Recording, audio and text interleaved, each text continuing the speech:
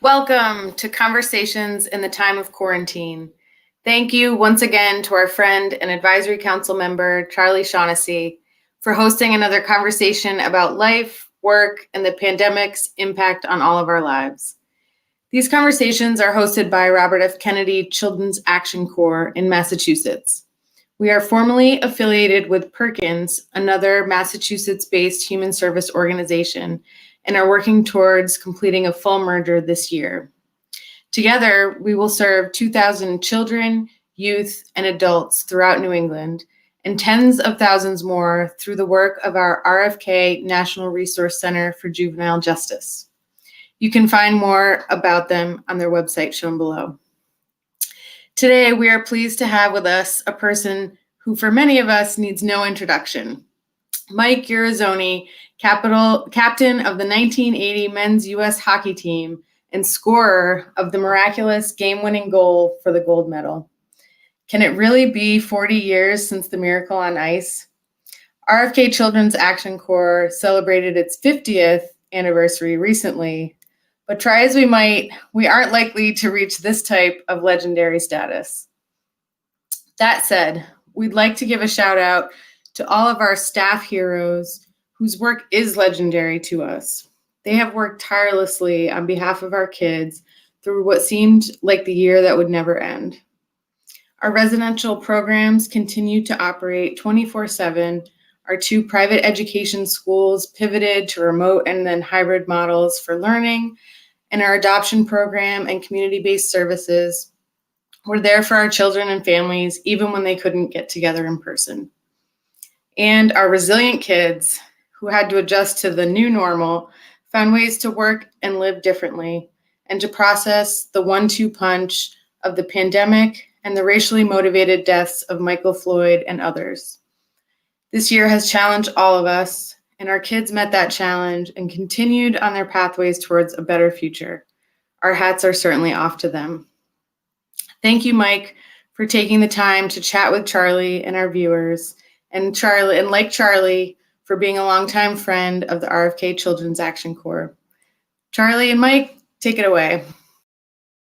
Thank you so much, Anna, for that wonderful introduction. I do appreciate it. And yes, indeed, over the last year, with everything that's been going on with the pandemic and how debilitating it's been and depressing it's been, we've really looked for inspiration, stories of inspiration to kind of lighten the darkness. And I am so excited and so honored to be talking this week with my very special guest. He was the captain of and the winning goal scorer for the 1980 U.S. Olympics ice hockey team that famously beat the Soviet Union 4-3 in the semifinals of the Olympics, and created what has gone down in sports history, legend even, as the miracle on ice. It's my great pleasure to welcome to Conversations during the time of quarantine, Mr. Mike Eruzione. Very good, Charles. You got it right. I didn't get it right till the fourth grade. I didn't get it right till the fourth grade, so that's pretty good. It's been worrying me all day, that Eruzione.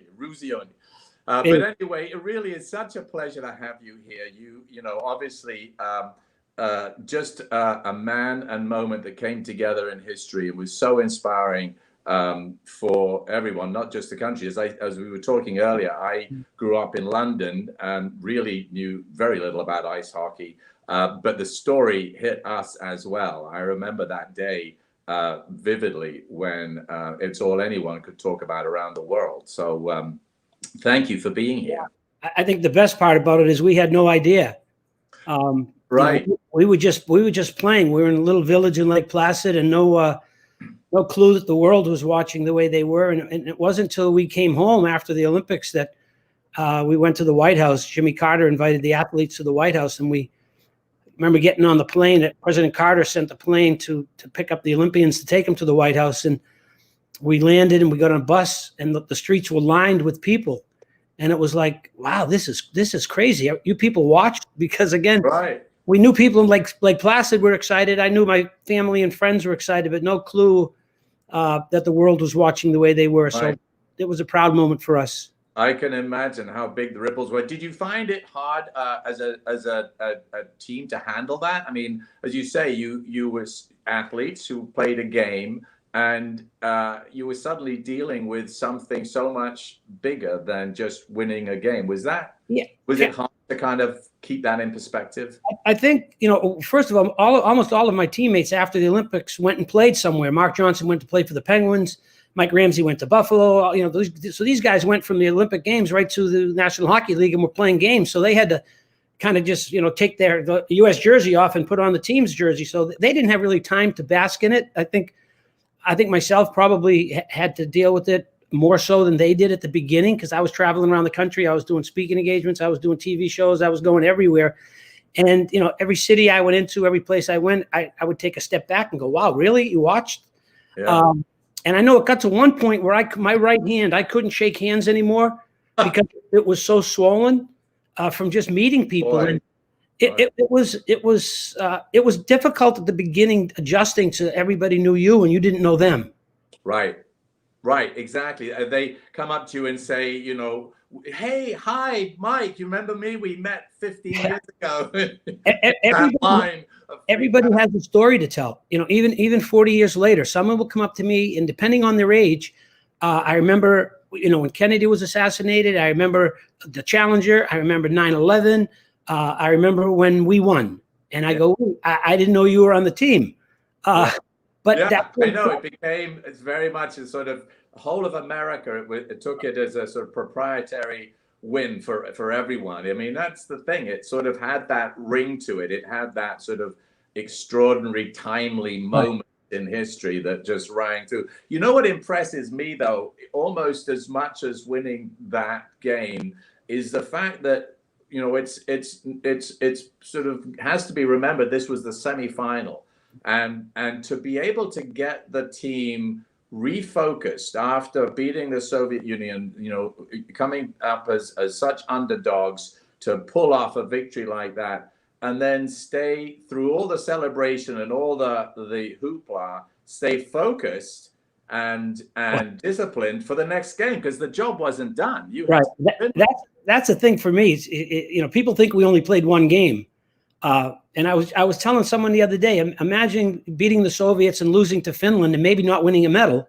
Right. And then 40 years later, someone coming up to you and going, geez, what a great win against the Soviets. But if you only could have beat Finland. So I'll tell you what happened was we beat the Soviets Friday night, and they grabbed Jim Craig and I. ABC grabbed Jim Craig and I to do media requests and interviews, and we weren't allowed to talk to the media. I was throughout the Olympics, so I was really surprised. Herb let us go to ABC, but because I think it was ABC, he let us go do these interviews. The rest of the team went back to the house where our parents were staying, and they got to watch the game because it was a tape delay. So we're all excited about the game and the win, and we show up Saturday morning for practice, and the guys were all laughing and joking and signing pictures, and Herb came in and flipped out.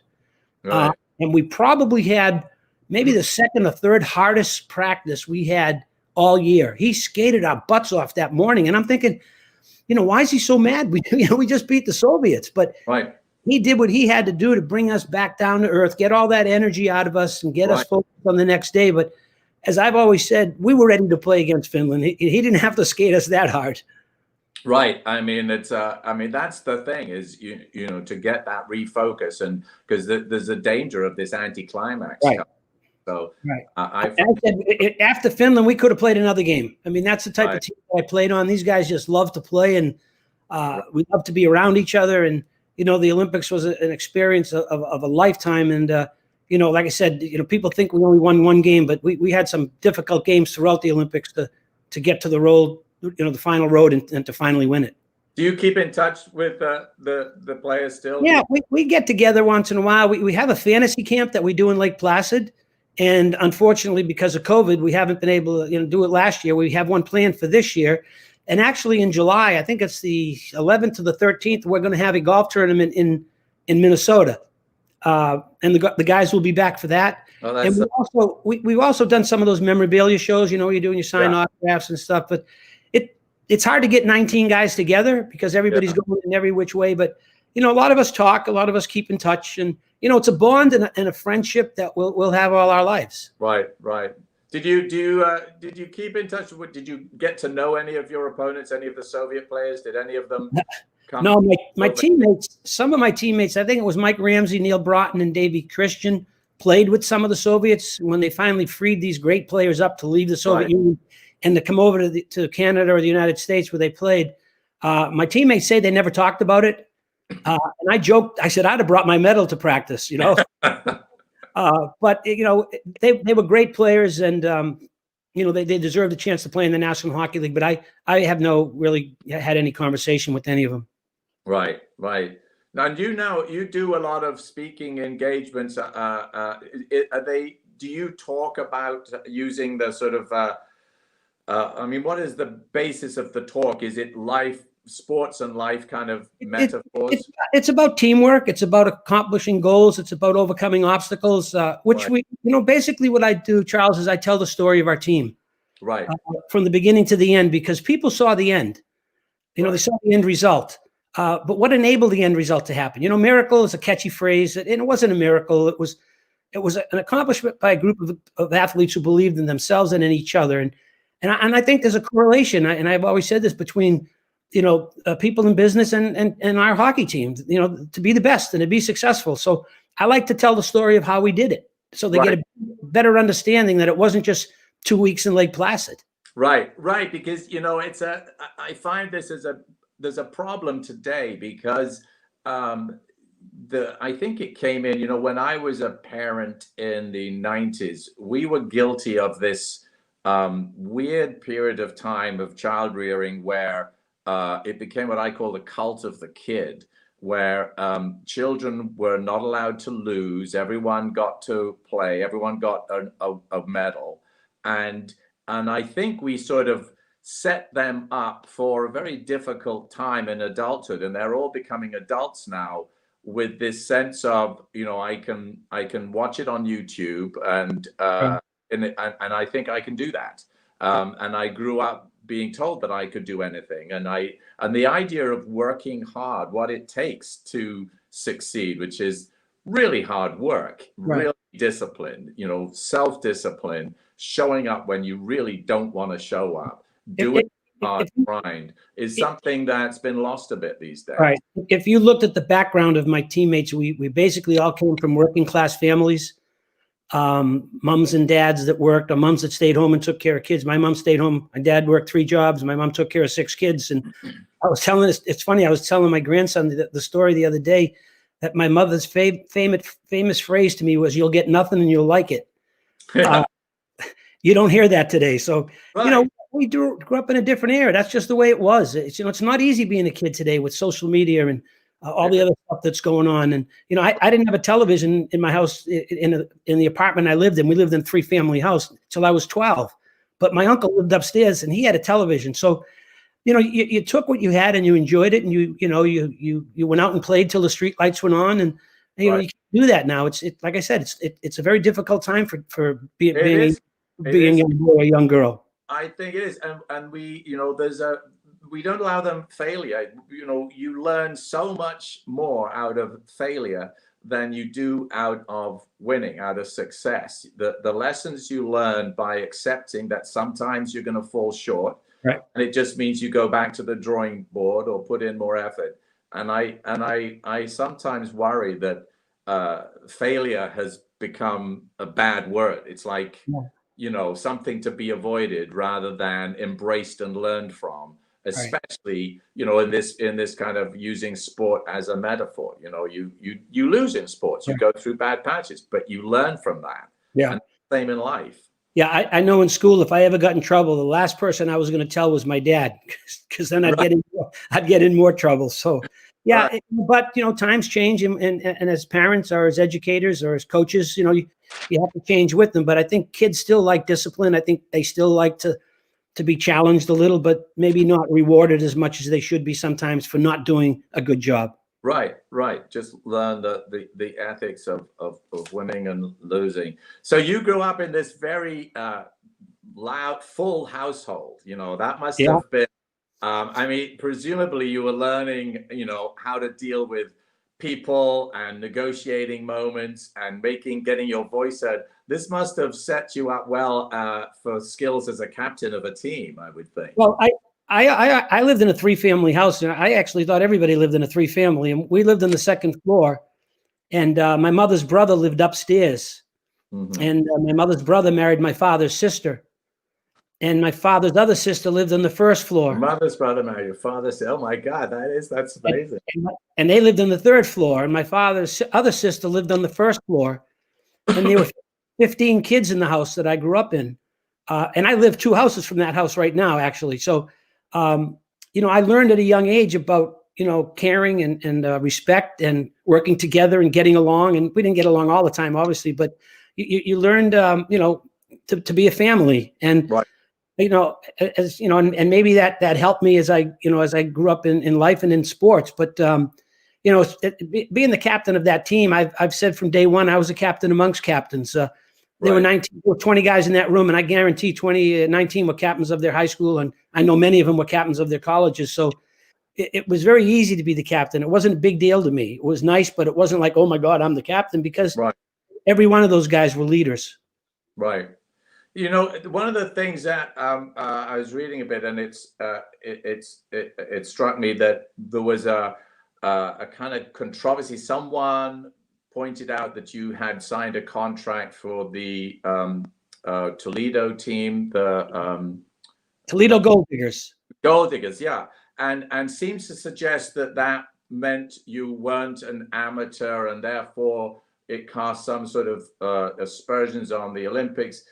And I read that, and it's something that drives me crazy. I mean, it seems to me that the amateur status is such an anachronism nowadays, and it particularly gets me crazy talking about college sports, where the colleges are making so much money out of these athletes, but if they get a gas tank filled by someone, suddenly thrown out of the school. And it just seems nuts to me. And at the time, even then, back in 1980, the Soviet Union had this massive machine that was training and accommodating their athletes.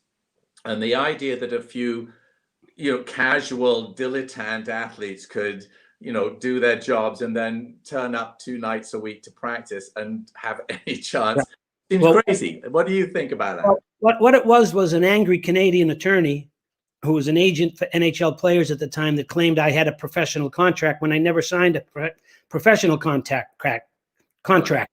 I played for the Toledo Gold Diggers in the International Hockey League. I was paid $3,500 for 6 months. I had to pay my own expenses. I had to pay my apartment. I had to pay for my meals. And $3,500 doesn't go a long way. But it was not a professional contract, which meant I could be cut at any point. Right. If I had a pro contract, and they could never cut me. And probably if I had a pro contract, I'd have made around $12,000 to $15,000. So I played in Toledo, and I made $3,500. I went back the second year, and I think I made $6,500 because I had a really good year. But it was never a professional contract. It was a minor league contract with a minor league team. Right. We tried to claim. I think he wasn't happy that we won the gold medal. The U.S. won the gold medal. But yeah, it's, I don't. That's a tough topic with paying college athletes. Who do you pay? Who don't you pay? Do you pay just the football players and the basketball players? What about the swimmers? What about the women's track athletes? Right. So it's really it's something I think they should find a way to fix. Right. And maybe there's a stipend for every athlete that plays. But then people argue the point, well, and I work at Boston University, if you're getting a $70,000 full scholarship, that's a pretty good deal. So people argue that point as well. So I don't know. I think there's no question they make way much more money off the athletes than they should, the NCAA, and there should be a way to fix that so that every student athlete maybe gets a stipend. But then again, what about that math major or the singer, the drama student? It's really a difficult subject, but yet, major football and major basketball bring in a ton of money to those schools. And I think that's part of the reason some of the schools down south played football, because LSU and Alabama, that football program funds a lot of their sports. So no, it's true, and you're right. It's like in science. I mean, if you are studying science at one of these universities and you develop something in the lab, and patent it, the college owns the patent. You don't. I mean, it's not like so.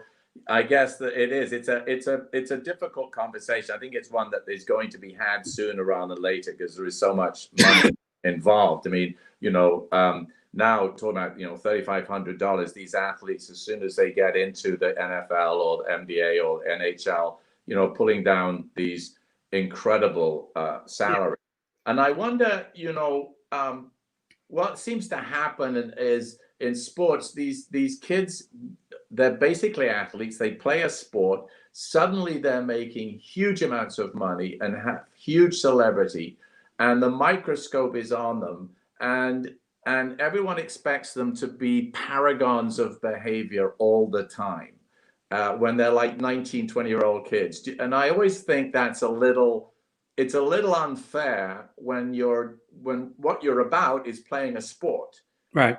You really aren't saying, and I'm also this perfect human being. Right. Well, the media kind of creates a lot of that as well. Right. I've met some of the greatest athletes in the world, and some of them the nicest people you'd want to sit down and hang with, and some of them I wouldn't give you a nickel for. Right. But, right. But yet I think it was Charles Barkley said it years ago, that he wasn't a role model. And right. and I know how, and I know Charles very well, and I know how he meant it. It didn't mean he didn't want to be one, but there are other people out there. For me, my role models were my mother and father. My role models were the guy Charlie Domenico, who was a police officer in town who used to direct traffic in the city, in my little hometown. So, I have a son who's a firefighter. I mean, those are people that I looked up to when I was a kid. Right. And I think because of the money and because of the exposure that athletes get, I think kids look at them that way, and some of them are. Some, we don't hear about the great things that athletes do. And right. There's more athletes that do great things than ones that don't. Right, but exactly. There's so many who do fantastic things that we never hear about. They just get a parking ticket and it's all over the news. Right. If I went into a burning building and saved somebody, then that'd be on page 3. But if I did something really wrong, that's headlines and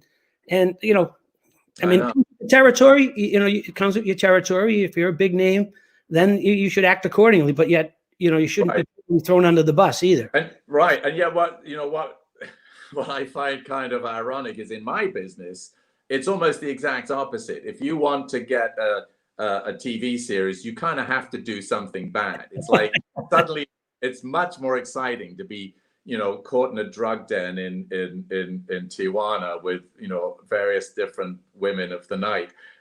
Then suddenly you're kind of hot property and everyone wants to put you in their movies. It's all weird. You got to make a video. It's fair that in this business we get rewarded for bad behavior, and in athletics it's the exact opposite. Yeah. Interesting idea. I have a look and see. I've got like a list of little things to talk about. Let me talk about because that's something that you just touched on. This idea of being the man in the moment. I mean, there was this moment, and you and your teammates found yourselves in this moment in history that had these huge reverberations, and it takes character to actually step up at that moment and win the game or do whatever needs to be done. But it takes enormous character to continue that legacy, kind of what we've been talking about, and doing good things and inspiring others and taking that moment and using it to generate value long after the event itself. There's a kind of wonderful symbiosis between. It's like that moment, you gave to that moment, and that moment is given back to you and enabled you to then keep giving back by talking and inspiring and doing such great works for other people, for kids, and inspiring them to take those lessons. Do you think that was, as you say, a lot of it was generational, being brought up the way you were in that time and in your family, and having those kind of grounding values that come from being brought up in that sort of house, or with parents that are very much engaged and multi-generational influences on you? Right. It's that as much as I guess that it's as much that as nature. It's sort of a bit of nature and nurture. I think, again, I'll go back to my mom always told me, you should always give back. Whether you have it or don't have it, you should always give back. You should always help others. Right. And, I was very fortunate, and my teammates and I were very fortunate to be a part of something that was absolutely incredible. And I've been very blessed and very fortunate to do a lot of different things over 40 years. I have my own charitable foundation. I raise a lot of money for my foundation. I try to go to as many charity events as I can. Help support various causes here in Boston, in my hometown. And I'm fortunate to be able to do that. I have like I said, Christmas time, I go out and buy, presents for kids who can't afford presents. Thanksgiving, we buy gifts for turkey, meals, dinners, and quietly do it. I don't need anybody to know what I do. It's just something that I like to do. And I think it's important because I'm fortunate to do that. Right. It's like, as you say, your mom, my mom's much the same. She always said, do as you would be done by. Right. And giving back and being grateful for what you have and putting back into the pot is a privilege. I mean, it's great. I feel the same way whenever I get, like how I got into this RFK. I mean, I was on a soap opera and met Tom. Tom said, would you come and do something for the kids? And I came out just on the basis of being on a soap opera. I was sort of had that ability to bring people in.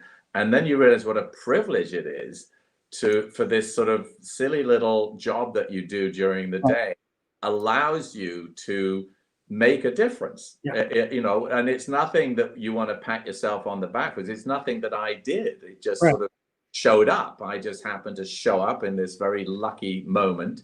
And, not that I didn't work for it, but as a result, you can really move the dial. And there's something wonderful about, people who recognize that rather than just use it to, spin their own legend. And just to sign an autograph picture and see a smile on a young boy or girl's face. That's not that hard to sign a picture. No, exactly. That's what I always say. It takes 10 seconds. I get probably 100 a month. Right. Maybe, right around there, people wanting autograph pictures, and I sign them and I send them out. I mean, what is that a big deal? It doesn't take much to do that. And yet it makes a charity calls difference for them. You give them a lifetime of joy. They frame it and it's there and it's something they can look to. And it's like, it took all of 10 seconds. A charity will call and can you send me an autographed jersey for, kids with cancer or variety. There's so many causes out there. That's not hard to do. And look at the rewards and maybe it generates a lot of money. So, it doesn't cost me, $100 to get a jersey, print it and send it. That's not a big deal. And I think it goes back to what took place for us in 1980, what was something that was amazing and special. And we were able to bring joy to a lot of people for a lot of different reasons. And I think again, my teammates and I have that, wow, can you believe we were able to do this, or this? So I think that's part of our makeup. Right. What was it like when they made the movie? Were you on the set we went out to Vancouver. I think 3 or 4 of us. That was the only time we were on the set. And I couldn't believe how hard these kids worked. The one day they were there, they were on the ice almost 14 to 16 hours just to film one scene. Right. But we weren't really involved with the movie at all. It's really the Herb Brooks story. And we were part of it. I mean, I didn't interview. I didn't talk to anybody. I actually saw the movie as a team, and didn't know what was going to be written, what was going to be said, how it was going to work out. All I know is this: Kurt Russell was absolutely amazing as Herb Brooks. He was brilliant. I sat at the theater in L.A. at the premiere with Herb's wife, his daughter, and his son. And Herb had just passed away just a little before the movie came out. And as soon as they saw this first scene of Kurt, they went, "Oh my God, that's Herb!" Right. I mean, he was amazing. And I talked to all the actors, and these guys weren't actors; they were all hockey players. They had hockey players to teach to act rather than actors to teach to play hockey, which I think sold the movie a little better. But these guys who were acting told me that Kurt was absolutely spectacular to work with. He helped them, and they didn't have a lot of lines. There were lines here and there, but nobody really.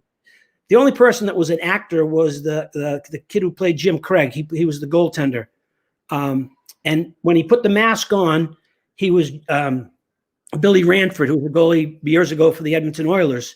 But when the mask came up, It was the actor, and I can't think of his name. He was a great guy. He's an actor. He's done some soap operas. And you were Patrick Dempsey was you, right? Patrick played me, and he's a local kid from Massachusetts. Never played, never acted in his life. He played college hockey in the Boston area, and he's still out in L.A. He's got involved in movies, but in a different way. He's does some sculpting, and when they have some of these scenes that require robots to be blown up and stuff. But most of the guys went out. They had their day in the sun as actors, and came back to reality and realized this is not easy. Listen, I want to ask you something, because I'm a great soccer fan, and my team Chelsea is going through one of these sort of slumps at the moment, and I was wondering if you were it must come up with your during your talks that you give. If you have, we all have slumps. Teams have slumps, and individuals have slumps where you just can't seem to put things together. You're down 3-0 and can't dig yourself out of the hole at halftime. What, as coach, what would you say? What do you say to someone who's running out of options? I just think, I hate to say it, it's because to me it's a simple thing. It's just got to keep working, got to keep pushing. You can't give up. You can't dwell on negatives. Always find something positive. And I tell that a lot because not every day is a great day, right? Sometimes things aren't going to go the way you want them to go, and if you dwell on negative things, nothing but negative thoughts will stay in your head. So I always think you got to find something positive, as small as it might be, and build off of that, and just keep working and keep driving, and eventually the sun will shine. And right. It might take a little time, but you can't think it's over. You can't be, No. especially now what we're dealing with. Right. The sun's going to shine. We're going to get through this. Stay in the game and things change. As my wife always says, things change. When things are going really well, watch out, it's going to change. When things are going badly, watch out, it's going to change. So I always tell people a true test of a team and a true test of your character is how you respond when things aren't going well. Right, exactly. When you're winning, everybody's laughing and high-fiving and everybody's having fun. But when it's easy. all of a sudden you're turned the other way, it's like, okay, now that's a challenge to leadership. That's a challenge to a team. Right. That's when you really find out who you are. It finds what you find out what you're made of. And this is probably a great time to bring in Anna DiBiase, who's the Director of Development at RFK Children's Action Corps, to join us in the conversation. Because well, hi Anna. Thanks. Hello. Anna, this is water, just so you're wondering. No judgment here. Because it must have been, you would know better than any of us, Anna, how, especially with COVID, the challenges that face these kids who have challenges right off out of the bat, and now locked down and unable to get out and find relief from, sometimes very difficult domestic situations. And it sometimes does get hard to figure out where the opportunity is going to come. Are you finding it more troubling, more difficult during this year than usual with the kids? Yeah, I mean, it's tough. The kids that, that we work with who either live with us or go to school with us or live in their communities, but seek out our services, there are already kids who are up against some uphill battles for sure. So the pandemic has just added a whole nother layer of, safety concerns and, different things that, our staff have just had to be really creative around how they help support the kids through this when they can't be with them in person. So yeah, it's absolutely affecting everybody, and our staff who are, still being affected by this pandemic in their personal lives and yet are showing up every day for our kids. That's what's been really amazing to me. Yeah. Right. Because I know that Mike, do you still coach the Winthrop High kids? Yeah, I help out with the team, and it's, talk about a challenge. I mean, these kids, they don't know if they're going to play one day or not. We were supposed to play 2 days ago and the game got canceled because the other team had a play with COVID, and, they can't go in the locker room. They have to dress, outside. Some parents can come to some games and not all games. And I have 3 grandsons that play hockey, and they're 8, 7, and 5. And one of my grandsons plays a game where my daughter drops him off at the rink. He sits in the car because parents aren't allowed into the rink. And then when the game's over, he walks out, he gets in the car, and they drive home. Mm. And I got to think my grandson's going, why can't my mom come in and watch? She can feed me at home, but you can't come in the rink and watch me play. So it is confusing, and the school aspect of it's confusing. Some days they go to school now, I think 2 days a week, but the other, 3 days they're in my house. One's in one room, one's in the other, in their iPad, trying to go to school. And what's the attention span of a 6-year-old? I know. I'm 66 and I don't have the attention to sit for 15 minutes. I know. And it's amazing. I mean, I do think about kids. I was a soccer player in high school, and sports was such a big part of my life. And I do think about the kids who, are missing their, senior years, seasons, and that kind of stuff. I mean, it's brutal. It's really tough. Kids are missing out. Around sports too, is so much an important part of it with the kids. When you're with a team, you play your games, but then you socialize afterwards, and you sort of share the experience. And there's something very valuable in building those sort of team spirit and team skills and mutual respect and support that comes after the game. That can't do it. It's like you say, Mike, they're dropped off the rink, they do their practice and into the car. You don't go a hamburger and a Coke like you used to. Right. So Anna, juvenile, I understand, or someone mentioned that juvenile detention numbers are actually going down over this year, but that racial and ethnic disparities within the juvenile justice juvenile justice system are actually going up. Is it true, and how do you measure it, and why do you think that is? Yeah, so it's a great question. It is true that, sort of over the past 20, 25 years, that juvenile detention populations have decreased as a result of different initiatives around reform of the juvenile justice system. So there's been some really successful initiatives. However, when you look at the full numbers, when you drill down and kind of look at the racial the racial makeup of who is being locked up, essentially, it's still, so while detention admissions have decreased by more than 80%, youth of color have increased as a percentage of the overall detention population from 60% in 2007 to 78.5% in 2019. So we sort of have this dual effect where the overall number is going down, but yet the racial disparity is only sort of becoming more glaring. So, yeah. And since this last year, since COVID struck, has that affected those numbers? I mean, presumably there are less detentions. People are not going to these into juvenile detention as much this year, or are they? Yeah, I mean, it's been a really interesting year with the courts. I mean, for part of the year, the courts themselves were closed.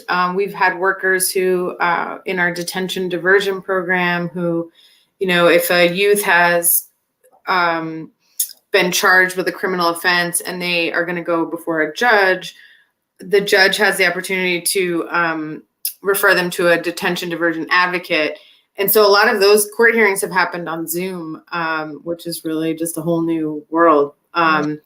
So numbers are down, but they're still, trying to process and move kids through as much as possible. This is when Mike, talking about your growing up in that multi-family house, and my upbringing, which I had a very tight family unit. We all kind of were very loud and energetic, but there was always adult supervision and adult support and mutual support and love, and that's so when you don't have that, you're so behind the 8 ball. It's so hard to find an opportunity, and let alone take the opportunity. And when I first saw these kids, I was so struck by that, and the energy and the enthusiasm and the willingness to do the work, if they're just given the opportunity. Yeah, but the sad thing is they can't go out and play. And they can't go out and play. They can't social, so they can't learn anything. I talked to my daughter. She's a social worker, and she also has her own practice. And Okay. We talk about, he's blessed because he's got 3 boys that stay at home and they at least play with each other. How about the parent that has 1 child? That poor boy or girl sits in the house, and I don't know what they do for keep themselves occupied other than maybe playing video games, if they even have video games. So that's another part of this whole COVID thing that we see with the kids. Absolutely. There's a national resource center that serves like tens, thousands of kids. Is that something? What does that do? Is that something that can come into play during this time? Has that been tapped this year because of COVID more than usual? Yeah, well, so it's a pretty unique part of what RFK Children's Action Corps does. So most of what we do, or everything else that we do, happens in Massachusetts, and it's working directly with children. Whether it's special education schools or residential treatment centers. But the National Resource Center for Juvenile Justice works throughout the whole country, and it's working really on systems change. So different jurisdictions will invite the RFK National Resource Center in to sort of evaluate things like the juvenile probation system in that jurisdiction, sort of the framework of how are they looking at the youth, and who, really are there ways to not bring a youth into the system sort of unnecessarily? Are there ways to help the various different systems that might all be actually working with the same youth? So for instance, if there's a youth who is in the custody of Department of Children and Families, so they've been removed from their home for whatever reason of some sort of unsafe situation happening in the home, and then say that youth gets into trouble and gets involved with some sort of criminal charge. Now they're working with not only the Department of Children and Family and their social worker, now they're introduced to the criminal justice system, and there's probably a probation officer that comes with that. And then with the school, there's going to be an IEP team and people who are helping support the education. There could be, and on and on and on. And these different systems, when you really drill down, there's a lot of overlap in the youth that they're serving. So it's a sort of a long-winded way to say the National Resource Center staff will come into a jurisdiction and kind of ask questions about, are the different systems talking to each other? Are there more efficient ways to serve the youth? Are there more options that we could tap into to avoid, especially children of color entering the criminal justice system at a juvenile age, where then it has the potential to follow them for the rest of their lives. Right. So they're doing this system change work they've worked on more than 30 states, actually in Guam, and we've had some recent inquiries from abroad. So they're doing some really incredible work. Under very trying circumstances, like yes, really trying. Yeah. So again, they're doing, they're usually sort of, our staff are all over the country, and they're usually always on an airplane to a jurisdiction somewhere. And now they're doing everything on Zoom. So making it work. Making it work. I mean, that's one of the things I have to say, it's been a very strange year, but I'm always a dyed-in-the-wool optimist, and it's a bit like we were saying earlier, Mike. Stay in the game and just work hard, because there have been so many silver linings in this thing. I mean, out of adversity comes so many opportunities, and I found that a lot of times things where you say, they're not flying over to jurisdictions and they're not can't be there in person, so it's on Zoom. But sometimes the time and the money and the energy that's saved by not having to fly, yes, it's on Zoom, it's removed, but you can get a lot more done. Maybe there seems to be silver linings to all this, and people are learning stuff from not having it be as simple as it used to be, having to do workarounds, and that's been something that I found very inspiring this year. Yeah, I agree. It'll be interesting to see kind of what pieces of it stick, throughout, even when we can kind of go back to normal. I think there'll probably still be a role for Zoom and virtual meetings in some way. And masks. I don't know, hopefully not masks eventually, but who knows? Yeah. Well, one last thing I wanted to say, I had a thought of another thing. Oh, that's right. Yeah. One thing that, talking about sports, because I'm always interested in, the sports/life metaphors. And one of the things that struck me watching games these days, and even, really hard fought, bitter rivals that have a lot of history and a lot of a large agenda with each other, can have very tough, nasty, physical games, but they're surrounded by and sort of have the parameters of a set of rules that preserve the game, and they share a respect for the love of the game, and they share a respect for each other as players in that game. And it seems to me like now more than ever, one of the most important rules of sports is that you can be die-hard enemies. You can want to smash the other side as badly as possible, but around that is a sense of respect and appreciation for the fact that we're all in this game together, and trying to do the best for it. And you can actually leave that on the field and appreciate each other. And I just always thought that's, I think now more than ever, that's a terrific lesson to learn in sports. Did you find, Mike, after, when you during those games in the Olympics, and obviously the Soviets were sort of bitter rivals, but you were able to leave that all behind on the ice, so to speak? Yeah, it's a respect that you have for your opponent. Respect them individually, you respect them collectively. Even though you don't know them, and I've had rivalries in college.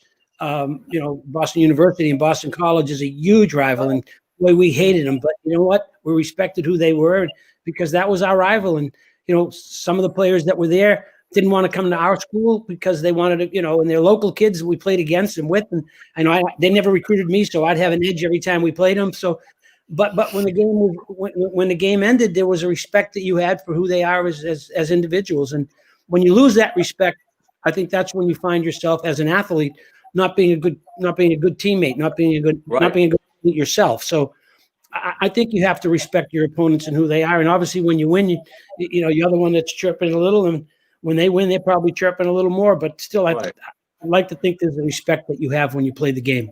Right. Well, I amen to that, and I think that goes to life. I think it's. I think that's exactly. Sports has so many elements that if you could just bring them into life, you're going to live a better life. If you take, someone said something very wonderful once. I think it's always Oscar Wilde or Bernard Shaw, but they said life is far too important to be taken seriously. And and it's a bit like, my wife always teases me because my team will lose and I'll be depressed for weeks. Right. And I say, you don't understand, it's serious. It may not be important, but it's serious. But it's serious. Of course, but there's a sort of level of, life is a game, and you do need to play it hard, and you do need to respect your opponents. And if we could all do that and be grateful for the opportunities we have and the talents we've been given, and try to extend it to others, as Anna, extending it to the kids and extending those lessons and metaphors. Mike, this has been so much fun. I do appreciate you coming and joining us this week. Thank you. It really is. It's been a great pleasure getting to know you. I hope we get to meet in person one of these days. Yeah. That would be fun. Yeah, well, I'll come out next time I come out, which, these vaccines are showing up. I actually booked my first one, whether I get it or not, I don't know, but I booked it this morning for next week. So that's great. Here's hoping. And when we all get to fly around and see each other, it should be lovely. You got it, Charles. Thank you. All right. Thank you. All right. Anna. All right. Thank you. Thank you. Thank you. I mean, Mike, you're certainly a local and national legend, but certainly local around here, you're a legend. So thanks for being with us. Thanks for all the good work you guys do as well. Thanks so much. All right. Bye.